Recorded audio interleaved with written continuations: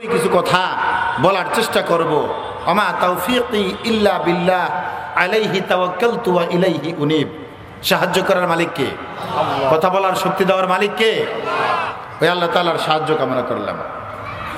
আমি আপনাদের মাঝে সূরা আল মাইদা আয়াত নম্বর 90 একখানা আয়াত তেলাওয়াত করেছি, আর সহিহ বুখারী মুসলিম থেকে একখানা হাদিস উল্লেখ করেছি। এর আলোকে বিষয়বস্তুর ভিত্তিতে ইনশাআল্লাহ কিছু কথা বলার চেষ্টা করব। প্রথমত কথা হলো মদ। আমাদের সমাজে মদ আছে কিনা? আছে।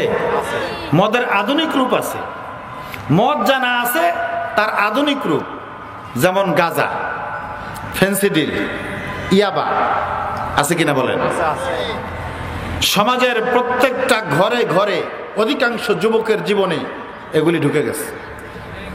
কথা ঠিক কিনা? জাহেলি যুগে রাসূল করিম সাল্লাল্লাহু আলাইহি সাল্লামের নবুয়ত পূর্ব যুগে মদ ছিল ওই সময়ের মানুষের স্বাভাবিক একটা পানীয় বস্তু। খাওয়ার পরে মদ না খেলে বলতে গেলে খাবার হজম হতো না, তাদের খাবারের তৃপ্তি আসতো না, অপূর্ণতা থেকে যেত। এটা ছিল জাহেলি যুগের প্রথা। যেহেতু ওই সময় তো তারা গুনাহকে গুনাহ মনে করতো না। কথা ঠিক কিনা? রাসূল করিম সাল্লাল্লাহু আলাইহি সাল্লাম যখন নবুয়ত প্রাপ্ত হলেন, জাহেলি যুগের সেই অন্ধকারাচ্ছন্ন মানুষগুলি একজন একজন করে কালেমা গ্রহণ করার মাধ্যমে মুসলমান হতে লাগলেন। মুসলমানদের সংখ্যা বাড়তেছে। আল্লাহ রাব্বুল আলামিন ইসলামের বিধানগুলি একটা একটা করে মুসলমানদের উপর আরোপ করতেছেন। কিন্তু মদের বিষয়টা একটু ভিন্ন, জুয়ার বিষয়টা ভিন্ন। জাহেলি যুগের মানুষগণ এত অভ্যস্ত ছিল, মদ খেতে এত অভ্যস্ত ছিল, জুয়ার মধ্যে এত অভ্যস্ত ছিল যে আল্লাহ রাব্বুল আলামিন ঈমান আনার সাথে সাথে এই মদকে হারাম করেন নাই, একটু সময় নিয়েছেন। কারণ আল্লাহ রাব্বুল আলামিন হলেন সবচেয়ে বড় হাকিম, তিনি হলেন বিজ্ঞ। তিনি যে কাজটা করেন এটার মধ্যে অবশ্যই হিকমত আছে। কথা ঠিক কিনা?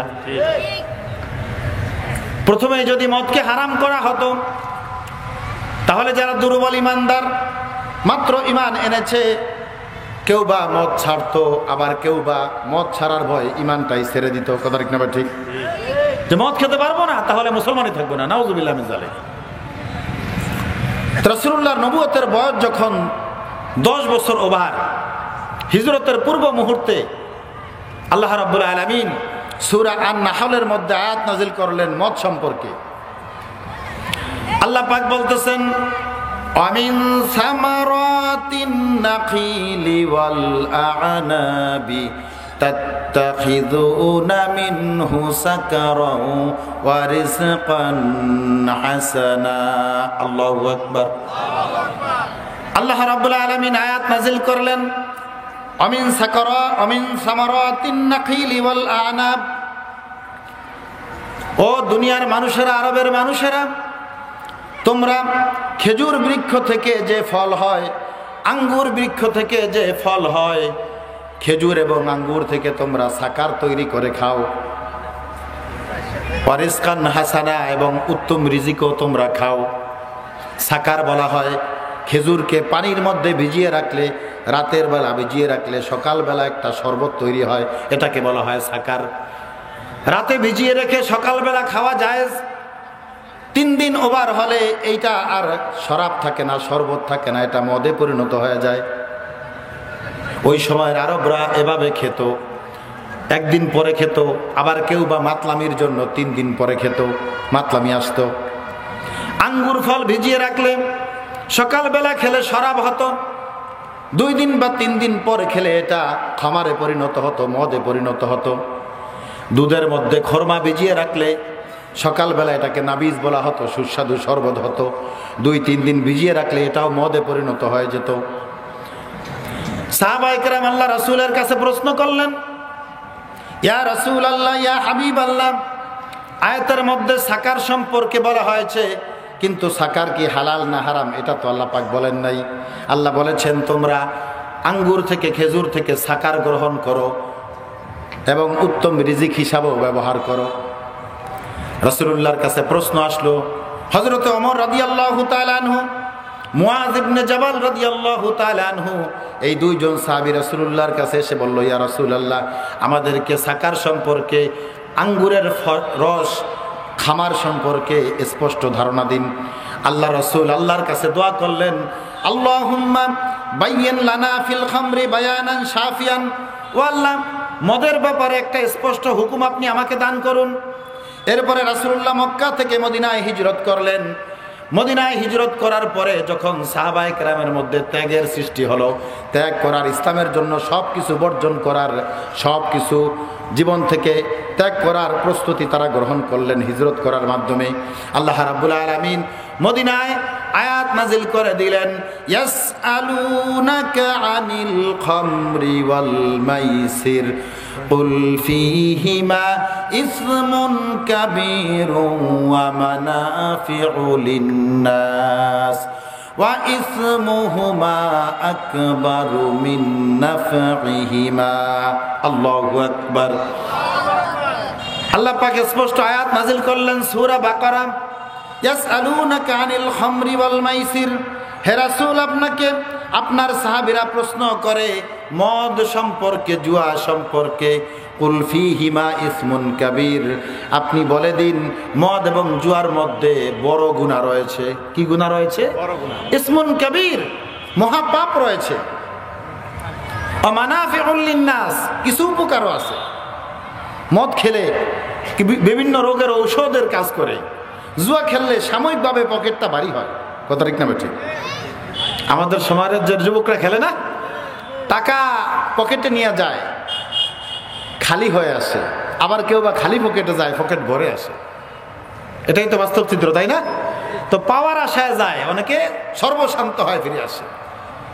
শেষ পর্যন্ত জমি বিক্রি করে, বাড়ি বিক্রি করে, গাড়ি বিক্রি করে, মানুষের ভয় এলাকা ছেড়ে পালায়। কথা ঠিক না ঠিক?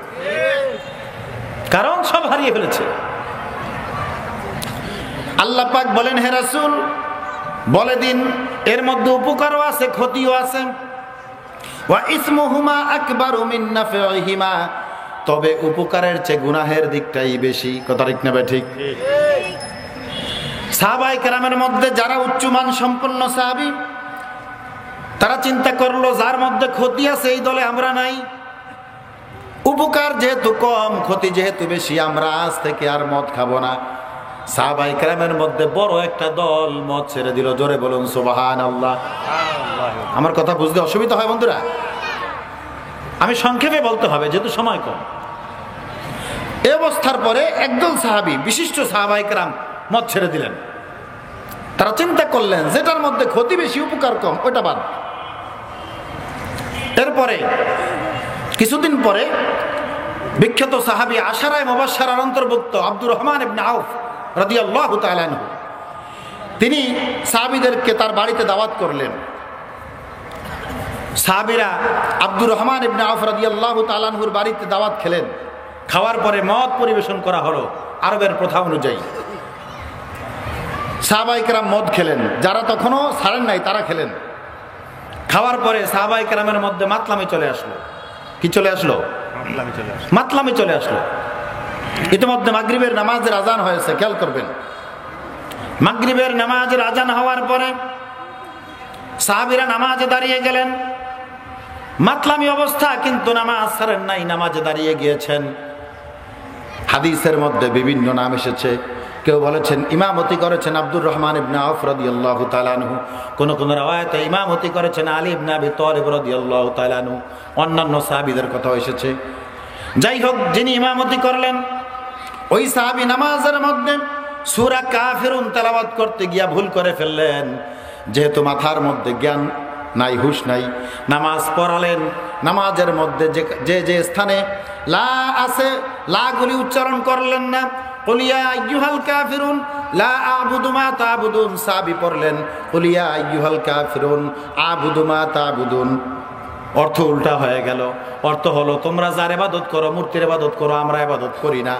এখন অর্থ হয়েছে তোমরা যার ইবাদত করো, আমরাও ইবাদত করি। নাউজুবিল্লাহ। অর্থ উল্টা হয়ে গেল। রাসূলুল্লাহর কাছে অভিযোগ গেল, ইয়া রাসূলুল্লাহ, সাহাবায়ে কেরাম মদ খাওয়ার পরে তাদের আকল লোপ পেয়েছে, নামাজের মধ্যে সূরা ভুল করেছে, কি হবে? আল্লাহ রাসূল এবার আল্লাহর কাছে আরজি পেশ করলেন, আল্লাহুম্মা বাইয়িন লানা ফিল খামরি বায়ানান শাফিয়া, ও আল্লাহ, মদের ব্যাপারে আরো স্পষ্ট আমাকে হুকুম দেন। আল্লাহ রাব্বুল আলামিন কোরআনে কারিমে সূরা নিসার মধ্যে আয়াত নাযিল করে দিলেন, ইয়া আইয়ুহাল্লাযীনা আমানু লা তাকরাবুস সালাতা ওয়া আনতুম সুকারা, আল্লাহু আকবার, ওয়া আনতুম সুকারা হাত্তা লা তা'লামু মা তাকুলুন, আল্লাহু আকবার। আল্লাহ পাক আয়াত নাযিল করে দিলেন, ইয়া আইয়ুহাল্লাযীনা আমানু, হে ঈমানদারগণ, লা তাকরাবুস সালাতা, তোমরা নামাজের নিকটবর্তী হবে না, ওয়া আনতুম সুকারা, নেশাগ্রস্ত অবস্থায়, হাত্তা লা তা'লামু মা তাকুলুন, কেরাত পড়বে, কেরাত ভুল করবে, বুঝবে না, এই অবস্থায় তুমি নামাজের কাছে যাইবা না। সুবহানাল্লাহ। আল্লাহ তাআলা কত বিজ্ঞ দেখেন।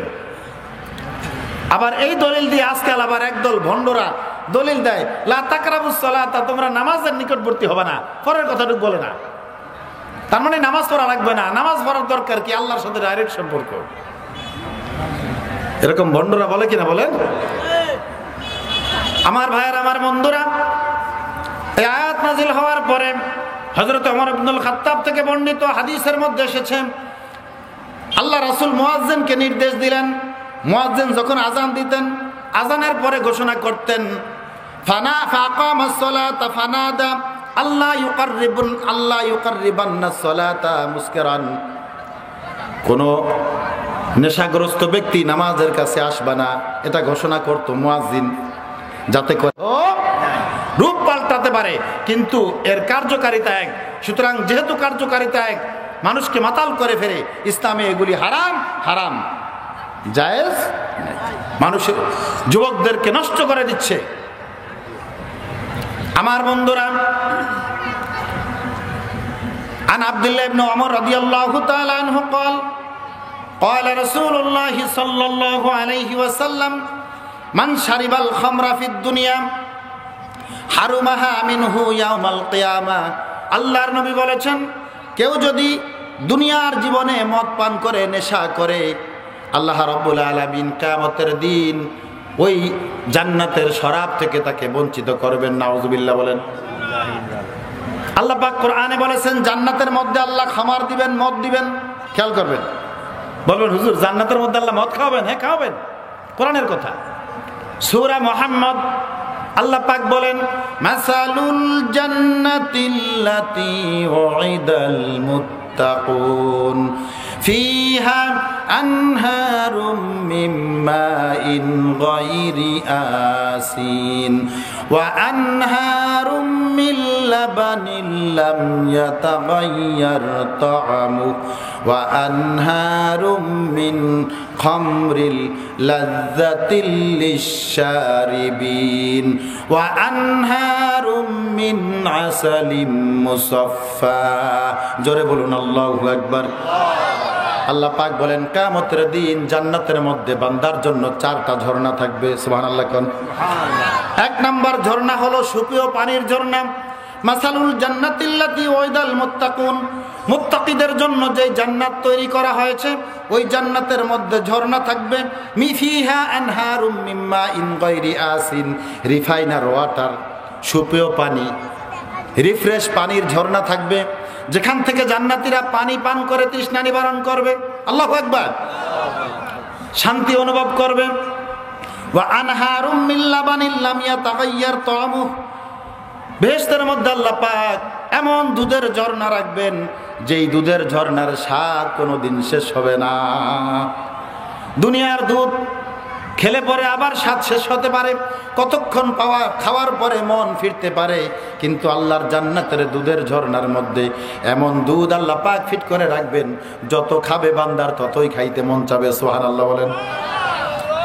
ওয়া আনহারুম মিন আসালিম মুসাফফা, পরিষ্কার সুপেয় মধুর ঝর্ণা থাকবে, মধু। ওয়া আনহারুম মিন খামরিল লাযযাতিল লিশ-শারিবিন, আর জান্নাতের মধ্যে থাকবে খমরের ঝর্ণা, মদের ঝর্ণা। এমন মদ, দুনিয়ার মদ খেলে মাতাল হয়, কিন্তু আল্লাহর বেহেশতের মদ খেলে বান্দা মাতাল হবে না। সুবহানাল্লাহ বলেন। আমার ভাইয়েরা, আমার বন্ধুরা, যে বান্দা দুনিয়াতে মাতাল হওয়ার মদ খাইবে, আল্লাহ রাব্বুল আলামিন বেহেশতের মধ্যে আল্লাহর জান্নাতের মদ তাকে দিবেন না। হারুমাহা মিনহু ইয়াউমাল কিয়ামা, কিয়ামতের দিন সে জান্নাতের মধ্যে আল্লাহর দেওয়া শরাব থেকে বঞ্চিত হবে। নাউজুবিল্লাহ। মদ খাওয়া যাবে? আমার যুবকরা, মদ খাওয়া যাবে? রাসূল কারীম সাল্লাল্লাহু আলাইহি সাল্লাম লানত করেছেন। আন আনাস রাদিয়াল্লাহু তাআলা আনহু লানা রাসূলুল্লাহ সাল্লাল্লাহু আলাইহি সাল্লাম ফিল খামরি 10। হযরত আনাস রাদিয়াল্লাহু তাআলা আনহু থেকে বর্ণিত, আল্লাহ রাসূল সাল্লাল্লাহু আলাইহি সাল্লাম মদের ব্যাপারে 10 জনের উপর লানত দিয়েছেন। নাউজুবিল্লাহ। আরো জোরে বলুন নাউজুবিল্লাহ। কি আপনার আজকে বাড়ি থেকে কি খায় দেয়া আসেন না নাকি? খায় দেয়া আসছেন তো? চিল্লাইতে কি ডর করে নাকি? ভয় লাগে? এত আস্তে কথা বলছেন কেন? মাহফিল তো আজকেই শেষ, আর চিল্লানো লাগবে না, আজকেই চিল্লাবেন। এই ময়দানে মাহফিল প্রথম হয়েছে, আরো হবে। আমি আপনি এই মাহফিল আর পাবো, গ্যারান্টি আছে? বন্ধুরা, গ্যারান্টি আছে? নাই। সুতরাং এই মাহফিল আমি আর নাও পেতে পারি, মাহফিল হবে, আমি পাবো না, আপনি পাবেন না। এরকম ঘটনা অহরহ ঘটতেছে কিনা? আজকে মাহফিলে বসা, কাল ফজরের নামাজের পরে আমার মৃত্যুর ঘোষণা হতে পারে। চোখেরই পলকে তুমি হতে পারো লাশ, চিরতরে বন্ধ হবে তোমারই নিঃশ্বাস। চোখেরই পলকে তুমি হতে পারো লাশ, চিরতরে বন্ধ হবে তোমারই নিঃশ্বাস। হবে আলান তোমারই নাম মসজিদের মাইকে, হবে আলান তোমারই নাম মসজিদের মাইকে। বাড়িওয়ালা নাই রে, বাড়ি নাই রে দুনিয়াতে, বাড়িওয়ালা নাই রে, বাড়ি নাই রে দুনিয়াতে। কথা ঠিক কিনা? আগামীকাল সকালে ঘোষণা হতে পারে বাড়িওয়ালা কোথায় নাই। মাওলানা আমিনুল হক নোমানী নাই, মাওলানা লোকমান হোসেন সাহেব নাই। এই ময়দানি তো এই মাদ্রাসার সাবেক প্রিন্সিপাল, চরণাবাদ আলী মাদ্রাসার সাবেক প্রিন্সিপাল, আমার উস্তাজ, আপনাদের সকলের নয়নের মণি হযরত মাওলানা তাজুল ইসলাম সাহেব রহমাতুল্লাহ আলাইহি, হুজুরের জানাজা এই মাঠেই হয়েছিল, আমরা পড়েছিলাম। কথা ঠিক কিনা? আমার আপনার জানাজাও হতে। সুতরাং কোরআনের জন্য কার্পণ্য করব না, কোরআনের জন্য কোনো দিকে কার্পণ্য করব না, না শক্তি দিয়ে না মাল দিয়ে, উদার হস্তে উদার ভাবে জান মাল দিয়ে আল্লাহর দ্বীনের জন্য চেষ্টা করা ফরজ। কথা ঠিক না ঠিক? আমার ভাইয়েরা, আমার বন্ধুরা, আল্লাহ রাসূল বলেছেন, হযরত আনাস রাদিয়াল্লাহু তাআলা আনহু থেকে বর্ণিত, রাসূলুল্লাহ মদের ব্যাপারে 10 ব্যক্তির উপর লানত দিয়েছেন। আশরাতান, 1 নম্বরে হলো আসিরাহা, যে মদ বানায় প্রস্তুত করে, মুতাসিরাহা, যে ব্যক্তি মদ বানাতে পরামর্শ দেয়। 2 নম্বরে সাকিয়াহা, শারিবাহা, 3 নম্বরে যেই ব্যক্তি মদ খায়। 4 নম্বরে হামিলাহা, যেই ব্যক্তি মদ বহন করে নিয়ে যায়। 5 নম্বরে মাহমুলাত লাহু, যার কাছে মদ নিয়ে যাওয়া হয়। 6 নম্বরে সাকিয়াহা, যে মদ পরিবেশন করে। 7 নম্বরে বাইয়াহা, যে ব্যক্তি মদ বিক্রয় করে। 8 নম্বরে আকেলা সামানিহা, যে ব্যক্তি মদের মূল্য দিয়ে বাজার করে নিজে খায়। 9 নম্বরে মুস্তারি, যে ব্যক্তি মদ ক্রয় করে। 10 নম্বরে ওয়াল মুস্তারি লাহু, যার জন্য মদ ক্রয় করা হয়। এই 10 ব্যক্তির উপর আল্লাহ পাক এবং আল্লাহ রাসূল লানত দিয়েছেন। নাউজুবিল্লাহ। তাহলে এর ধারে কাছেও যাওয়া যাবে নাকি? যাবে? সুযোগ আছে? 10 ব্যক্তি মদ সংশ্লিষ্ট যেই থাকুক না কেন, তার উপর আল্লাহ এবং আল্লাহ রাসূলের লানত। আল্লাহ রাসূল বলেছেন, ইন্না মিন আশরাতিস সাআতি, নিশ্চয়ই কিয়ামতের আলামত হলো আইয়ুরফা আল ইলমু, এলেম উঠে যাবে, এলেম উঠে যাবে। এলেম উঠবে কিভাবে? আল্লাহ পাক কোরআনকে হঠাৎ উঠে নিয়ে যাবেন না। যেদিন কোরআনকে হঠাৎ উঠে নিয়ে যাওয়া হবে, কোরআনের লেখা থাকবে না, সেদিন তো কিয়ামত হবে। তার পূর্বে আল্লাহ রাসূল বলেছেন, ইন্নাল্লাহা লা ইয়াকবিদুল ইলমা ইনতিজাআন ইয়ানতাজিউহু ওয়ালাকিন ইয়াকবিদুল ইলমা বিকবজিল উলামা। আল্লাহ রাব্বুল আলামিন কোরআন হাদিসের ইলম হঠাৎ উঠে নিয়ে যাবেন না, ওয়ালাকিন ইয়াকবিদুল ইলমা, আল্লাহ পাক ইলম উঠে নেবেন বিকবজিল উলামা, আলেমদেরকে উঠে নিয়ে যাওয়ার মাধ্যমে। আলেম উঠে যাবে, আলেমরা বিদায় নিবে, ইলমও আস্তে আস্তে কি নিবে? বিদায় নিবে। হাত্তা ইয়াখুযান নাসু রাউসান জুহালা, বড় বড় আলেমরা চলে যাবে, ইলমও চলে যাবে। মানুষজন অজ্ঞদেরকে, মূর্খদেরকে নেতা হিসাবে গণ্য করবে, নেতা মানবে, নেতা মানবে, কিন্তু সে ইসলাম জানবে না, কোরআন জানবে না, হাদিস জানবে না, নামাজ জানবে না, কালেমা জানবে না, বিসমিল্লাহ জানবে না। কথা ঠিক না ঠিক? আবার বলবে আমার জানাজা আমরা নিজেরা পড়বো। কথা ঠিক না ঠিক? বিসমিল্লাহ ঠিক মতো বলতে পারে না, আউযুবিল্লাহ ঠিক মতো বলতে পারে না, সে নাকি নিজের জানাজা নিজেরা পড়বে। এইরকম অজ্ঞরা দায়িত্ব নিবে, দায়িত্বশীল হবে। আল্লাহ রাসূলের হাদিস থেকে বলছি, মিশকাত শরীফ কিতাবুল ইলম খুলে দেখুন আপনারা। হাত্তা ইয়াখুযান নাস রাউসান জুহালান, ইয়াখুযান নাস রাউসান জুহালান, অজ্ঞদেরকে, মূর্খদেরকে সমাজপতি বানাবে, বিভিন্ন সেক্টরে দায়িত্ব পালন করবে। এরপরে যে অবস্থাটা হবে, ফাআফতু, তারা ফতোয়া দিবে। কেউ বা টাকা খায় ফতোয়া দিবে, কেউ বা না খায়ও ফতোয়া দিবে, কেউ জাহালাতের কারণে ফতোয়া দিবে। ফাআফতু, ফতোয়া দেওয়ার পরে ফাদল্লু, নিজেরাও পথভ্রষ্ট হবে, ফাদাল্লু, পাবলিককেও পথভ্রষ্ট করবে। কথা ঠিক কিনা? আজকে তা হচ্ছে না? না জায়েজকে জায়েজ বলে ফতোয়া দেওয়া হচ্ছে, না জায়েজকে জায়েজ বলে ফতোয়া দেওয়া হচ্ছে। আদম আলাইহিস সালাম থেকে শুরু করে আমাদের নবীজি পর্যন্ত যুগে যুগে আম্বিয়া ইকরাম যেই বিষয়ে দাওয়াত দিয়েছেন, আন্দোলন করেছেন, জীবন দিয়েছেন, রক্ত দিয়েছেন, সবকিছু বিসর্জন দিয়েছেন, তা নাকি এখন জায়েজ হয়ে গেছে। নাউযুবিল্লাহ মিন যালিক। ফাদল্লু ওয়া আদাল্লু, নিজেরাও গোমরা হবে, মানুষকেও গোমরা করবে। আল্লাহ আমাদেরকে এই সমস্ত আলেম থেকে, এই সমস্ত মূর্খ নেতৃত্ব থেকে হেফাজত করুন। জোরে বলি আমিন। আমার ভাইরা, আমার বন্ধুরা, আল্লাহ রাসূল বলেছেন ইউরফা আল ইলমু, ইলম উঠে যাবে, কিয়ামতের আলামত। এরপরে ওয়ায়ুজহার আল জাহলু, মূর্খতা প্রকাশ পাবে। ওয়ায়াফশুজ জিনা, সমাজে জিনা ছড়িয়ে পড়বে। পড়ছেন আজকে? বর্তমানে জিনা আছে কিনা? নিজের বউ পছন্দ হয় না, পরকীয়া লইয়া টানাটানি, নিজের ঘরে সুন্দরী বউ, এরপরে অন্যের সাথে অপকর্ম। সমাজটা এমন নষ্ট হয়েছে যে এখন এই সমাজের মধ্যে নিজের স্ত্রী, আমার বোন, আমার মা, আমার প্রতিবেশীকে ঠিক রাখাই কঠিন। কথা ঠিক কিনা? এভাবে সমাজের মধ্যে জিনা ছড়িয়ে পড়েছে। আমার বন্ধুগণ, আমি বলেছিলাম আলোচনার বিষয় হলো এক একটা ঘন্টায় ঘন্টায় আলোচনা করার মতো, কিন্তু সব বিষয় একসাথে পড়ছে অল্প সময়ে। এই জিনার প্রচার প্রসার যেটা বর্তমানে ঘটতেছে, এটা কিয়ামতের আলামত, পূর্ব আলামত। এরপরে ওয়াইশরাবাল খামরু, ঘরে ঘরে মদ ঢুকে যাবে, কিয়ামতের আলামত। ওয়াইশরাবাল খামরু। ওয়ায়ুকসারার রিজাল, ওয়ায়ুকসারান নিসা, নারীদের সংখ্যা বৃদ্ধি পাবে।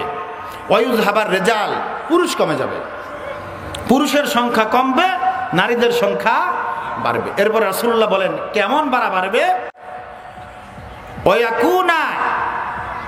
ওয়ায়াকুনা লিখামসিনা ইমরাতিন কাইয়িমুন ওয়াহিদ আও আতাকুনা লিখামসিনা ইমরাতিন কাইয়িমুন ওয়াহিদ, 50 জন নারীর জন্য একজন পুরুষ নেতৃত্ব থাকবে। সব হবে মহিলা, 50 জন মহিলা, একজন পুরুষ, অর্থাৎ একজন পুরুষের আওতায় 50 জন মহিলা তার হালের মধ্যে থাকবে। এত মহিলা বাড়বে, এটা হলো কিয়ামতের আলামত। তাহলে এই হাদিসের মধ্যে জিনার কথা আছে কিনা? মদের কথা আছে কিনা?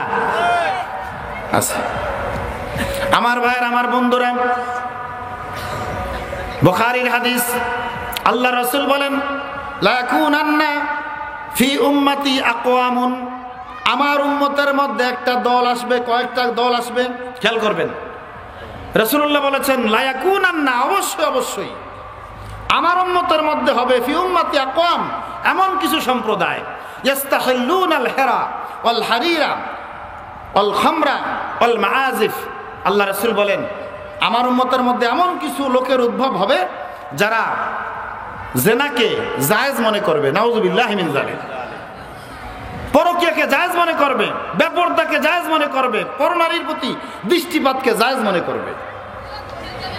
আজকে এগুলি যে গুনাহ আমাদের অনেকের মধ্যে সেই মালুমই নাই, কথা ঠিক কিনা? এরপরে ওয়াল হারিরা, সিল্কের পোশাক, রেশমি পোশাক পুরুষের জন্য জায়েজ আছে না? বন্ধুরা জায়েজ আছে? জায়েজ নাই। কিন্তু আখেরি জমানায় একটা গোত্র আসবে যারা সিল্কের পোশাককে, রেশমি পোশাককে জায়েজ মনে করবে, জায়েজের মতো গায়ে দিবে। আজকালকার যুবকরা দেখা যায় খুব ফ্যাশন করে, সিল্কের গেঞ্জি, সিল্কের শার্ট পরে, অথচ এটা পুরুষের জন্য আল্লাহ পাক হারাম করে দিয়েছেন। পুরুষের জন্য রেশমি পোশাক, স্বর্ণ ব্যবহার করা হারাম, আল্লাহ পাক জান্নাতের মধ্যে এগুলি জায়েজ করে দিবেন। সুবহানাল্লাহ। দুনিয়ায় হারাম, জান্নাতে আল্লাহ পাক জান্নাতীদের পোশাক করবেন। তো এটা জায়েজ হিসাবে মানুষ নিবে। এরপরে কি হবে? অল খামরা, মদকে মানুষ হালালের মতো গ্রহণ করবে, নাউযুবিল্লাহি মিন যালিক। আজকের সমাজে যা ঘটতেছে, মদ যে হারাম এই অনুভূতি আমাদের যুবকদের মধ্যে নাই। ও যুবক ভাইয়েরা শুনে রাখো, যেই মদের পিছনে ঘুরেন, যেই জেনার পিছনে ঘুরেন, এরপরে রাসূলুল্লাহ বলেছেন আল মাআজিফ, গান বাজনা বাদ্যযন্ত্রকে তারা হালাল মনে করবে। গান বাজনা আমাদের সমাজে আছে কি নাই? বিয়ে হয়, মুসলমানি হয়, আকিকা হয়, কার সুন্নত? নবীর সুন্নত না? আর নিকাহু মিন সুন্নতি ফামান রাগিবা আন সুন্নতি ফালাইসা মিন্নি। রাসূলুল্লাহর স্পষ্ট কথা, বিয়ে হলো আমি নবীর সুন্নত। আল্লাহু আকবার। সেই বিয়েতে গান বাজায়, ওইটা কার সুন্নত? জোরে বলেন। শয়তানের সুন্নত না? নবীর সুন্নত আদায় করতে গিয়ে মুসলমানি সুন্নতি ঘটনা, সেখানে গান বাজায় মুসলমান। এরপরে কয়েকদিন পরে কি এটাও জায়েজ করে নাই কিনা যে নামাজের মসজিদের গেটেও গান দিয়া রিসিপশন করা হবে, নাউযুবিল্লাহি মিন যালিক। এটাও হয় কিনা? আমার বন্ধুরা, ওয়াজ শুনতে এসেছি, রাসূলুল্লাহর কথাগুলি শুনুন, বিজ্ঞানসম্মত কথা, যে মুসলমানেরা মদ, জেনা, রেশমি পোশাক আর গান বাজনাকে জায়েজ মনে করবে। এমন একটা সময় আমার উম্মতের মধ্যে একদল লোক উদ্ভব হবে, আর তখনই কিয়ামত ঘনিয়ে আসবে। আমি আপনাদের কাছে আরজ করতেছি, আজকের এই মাহফিলে আমরা প্রথমেই ওয়াদা করেছি, আমরা কার হুকুম মানতে এসেছি? কার হুকুম মানতে এসেছি?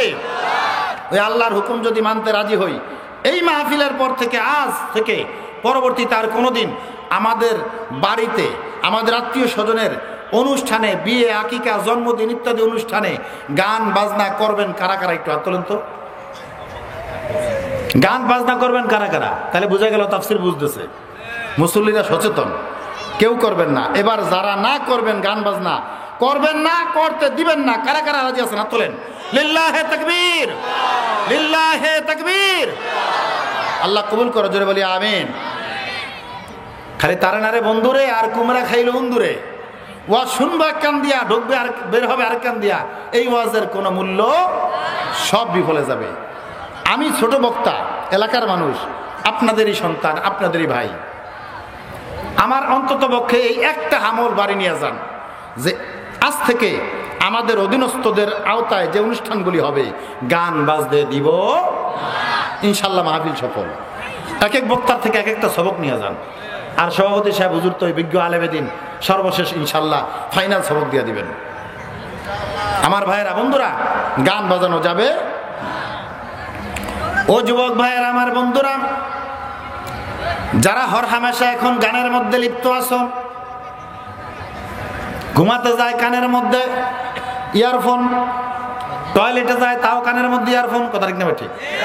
একদিকে সুক্তান দেয়, আরেকদিকে কানের মধ্যে কি তাকদিনা দিন দিন চলতে আছে মুসলমান। এই যে মুসলমানের অবস্থা, যুবকদের বর্তমান সমাজ ব্যবস্থায় আমাদের যে অধপতন যুবকদের, এখান থেকে অবশ্যই যুবকদেরকে উত্তরণ করতে হবে, এটা আমাদের ইমানি দায়িত্ব। আমরা মনে করি যে একা জান্নাতে যাব, সুযোগ নাই।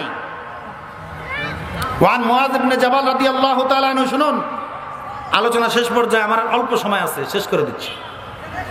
হযরতে মুআয ইবনে জাবাল রাদিয়াল্লাহু তাআলা আনহু থেকে বর্ণিত, قال رسول الله صلى الله عليه وسلم مثل القائم في حدود الله والواقع فيها كمثل السفينة بعضهم آلاها وبعضهم أسفلها إلى آخر الحديث। আল্লাহ রাসূল বলেন, ও আমার উম্মতেরা শুনে রাখো, তোমাদের মধ্যে যারা দিন পালন করো, নামাজ পড়ো, রোজা রাখো, হজ করো, যাকাত দাও, ইসলামের বিধানগুলি মানো, আর যারা সমাজের মধ্যে গান বাজায়, জিনা করে, মদ খায়, সুদ খায়, ঘুষ খায়, যারা জুয়া খেলে, তাদের মধ্যে দৃষ্টান্ত হলো এইরকম। নদীর মধ্যে একটা জাহাজ চলতেছে, আল্লাহ রাসূলদের 1000 বছর পূর্বে জাহাজের উদাহরণ দিয়েছেন, দ্বিতল বিশিষ্ট জাহাজ, 2 তলা জাহাজ।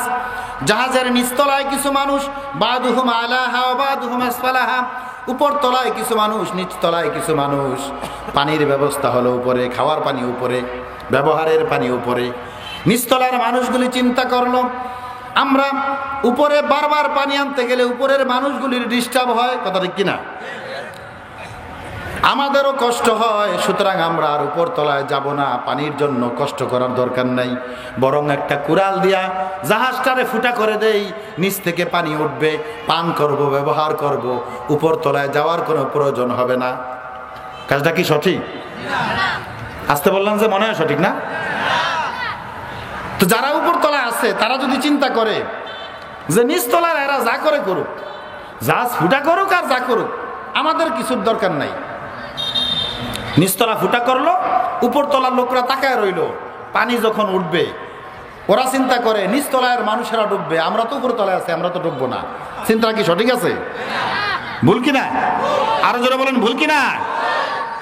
আমার ভাইয়ের, আমার বন্ধুরা, আল্লাহ রাসূল বলেন, পানি যখন উঠবে, উপর তলার মানুষগুলো যদি নিচতলার মানুষদের হাতটা না ধরে, খবরদার এরকম আত্মঘাতী কাজ করবে না। আত্মঘাতী কাজ করলে তোমরাও ক্ষতিগ্রস্ত হবে, আমরাও ক্ষতিগ্রস্ত হব, কথা ঠিক না ঠিক? আল্লাহ রাসূল বলেন, তোমরা যারা নামাজ পড়ো, মসজিদের কোনায় বসে জিকির করো, আর সমাজের মধ্যে অন্যায়ের সয়লাভ, সমাজটা ধ্বংস হয়ে যাচ্ছে, সুদ, ঘুষ, মদ, জুয়া, জেনা, ব্যভিচার, মানুষ হত্যা, সন্ত্রাস ইত্যাদি দিয়ে সমাজটা নষ্ট হয়ে যাচ্ছে। মসজিদের কোনায় বসে বসে যদি জিকির করো আর পড়ো লা ইলাহা ইল্লাল্লাহ, লা ইলাহা ইল্লাল্লাহ, মনে মনে চিন্তা করবা, আল্লাহর গজব যদি আসে পাপীদের উপরে আসবে, আমি তো মসজিদের মধ্যে আছি, আমার উপর আসবে না। আল্লাহ রাসূল বলেন, তোমার মতো বোকা তুমি হলো ওই দোতলার মানুষদের মতো, নিচ থেকে পানি উঠলে দোতলাও যেমন ডুববে, আল্লাহর গজব আসলে শুধু সমাজে পাপীদের উপর আসবে না, তোমাদের উপরও আসবে, কথা ঠিক কিনা? সুতরাং জাহাজের উপর তলার মানুষের দায়িত্ব হলো নিচতলার মানুষের হাতটা ধরে ফেলা, তোমাদের দায়িত্ব হলো সমাজের অন্যায়কারী মানুষদেরকে হাত ধরে টেনে এনে অন্যায় থেকে দূরে সরিয়ে দেওয়া। কথা বুঝে আসছে? এই সমাজের অন্যায় থেকে দূরে সরানোর জন্য, এই সমাজে ইসলামের রাজ কায়েম করার জন্য, আল্লাহর কোরআন বাস্তবায়ন করার জন্য কারা কারা রাজি আছে? লিল্লাহে তাকবীর, লিল্লাহে তাকবীর। আল্লাহ আমাদেরকে কবুল করুন।